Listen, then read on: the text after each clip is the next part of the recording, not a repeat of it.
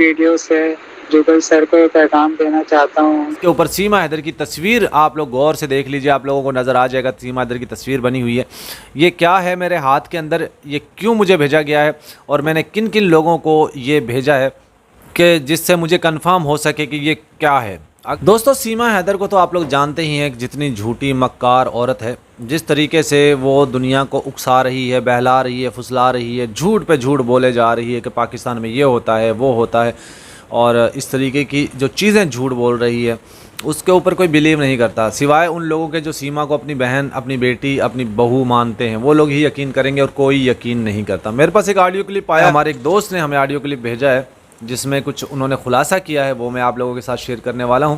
और साथ ही साथ एक बड़ी अपडेट भी है जो कि मैं आप लोगों को बहुत जल्द देने वाला हूं। सीमा हैदर 15 तारीख को जो बड़ा ऐलान करने वाली है वो क्या है, किस चीज़ का बड़ा ऐलान करने वाली है। मेरे हाथ के अंदर एक लेटर मौजूद है, मेरे मोबाइल में एक लेटर मौजूद है जो कि हमें वहाँ से भेजा गया है और इसकी कंफर्मेशन होने वाली है।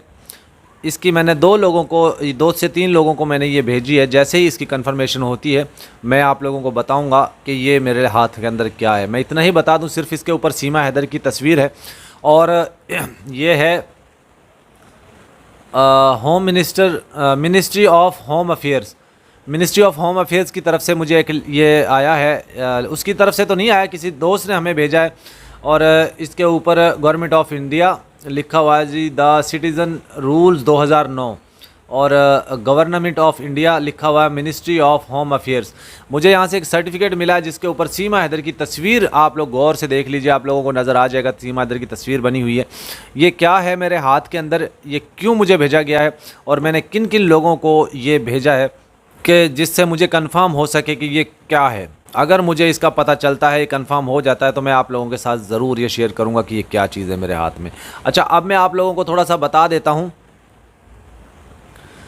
जो ऑडियो क्लिप हमें भेजा गया है कि सीमा हैदर 15 तारीख को एक बड़ा ऐलान करने वाली है। देखिए, कुछ अर्सा पहले से हम लोग सुन रहे हैं, जब सीमा वहाँ पे गई थी 2023 में, तो उसी वक्त इन्होंने 2 हफ्ते के अंदर अंदर ही सीमा की जो सिटीज़नशिप के लिए या जो क्या कहते हैं उसको, धार्मिक चीज़ के लिए जो पीड़ित लोग होते हैं उन लोगों को साइलम दिया जाता है या उन लोगों को शरण दी जाती है, शरण के लिए इन्होंने एप्लीकेशन दे दी थी। उसके ऊपर अब फैसला आ चुका है और सीमा हैदर को ना भेजने की असल वजह क्या है पाकिस्तान, वो भी हमारे सामने आ चुकी है। बहरहाल दोस्तों, इसके ऊपर मैं प्रॉपर आप लोगों को एक डिटेल के साथ वीडियो बनाऊंगा। मैं यहाँ पे आप लोगों को सिर्फ एक ऑडियो क्लिप सुनाऊंगा जिसमें आप लोगों को पता चल जाएगा कि ये किस तरीके सीमा को यूज़ कर रहे हैं, किस तरीके से सीमा को वहाँ पे बदनाम कर रहे हैं, सिर्फ किस तरीके से उनका ज़बरदस्ती, हमारे 4 मासूम बच्चों का धर्म परिवर्तन किया इन लोगों ने, ज़बरदस्ती एक खातून का मज़हब चेंज कर दिया और कोई इनसे पूछने वाला नहीं है, कोई इनसे सवाल करने वाला नहीं है। सब लोग घोड़े बेच कर सो रहे हैं, सब लोग नशा करके सो रहे हैं और कोई इनसे पूछने वाला नहीं है। तो ये इन्होंने जब एप्लीकेशन दी थी उसके ऊपर ज़ाहिरी बात है कभी ना कभी तो एक्शन आना था। और सीमा ने जिस तरीके से वहाँ बोला था कि मेरी जान को ख़तरा है पाकिस्तान में, पहली बात तो ये है, देखिए, कोई इंडियन हो और वो पाकिस्तान में आकर ये कहे कि मेरी जान को ख़तरा है इंडिया में, तो भाई हमें उससे क्या लेना देना है, या हमारी सरकार को क्या लेना देना है, वो जाने, उनका काम जाने, हमारा उससे कोई लेना देना नहीं है। फिर सीमा हैदर किस तरीके से कहती है कि मुझे पाकिस्तान की मेरी जान को ख़तरा है, तो वहाँ की सरकार को, वहाँ के लोगों को क्या पड़ी है, क्या ज़रूरत है, वो जिस तरह मर्जी रहे।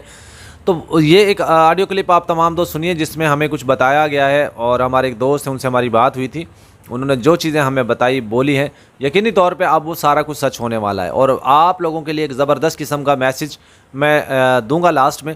और जो ये लेटर मेरे हाथ के अंदर है, ये किसने भेजा है, क्यों भेजा है और इसका क्या मकसद है और ये इसमें क्या लिखा हुआ है, वो सारी चीज़ें भी मैं आपके साथ शेयर करूँगा। लेकिन पहले आप तमाम दोस्त ये ऑडियो क्लिप सुन लीजिए।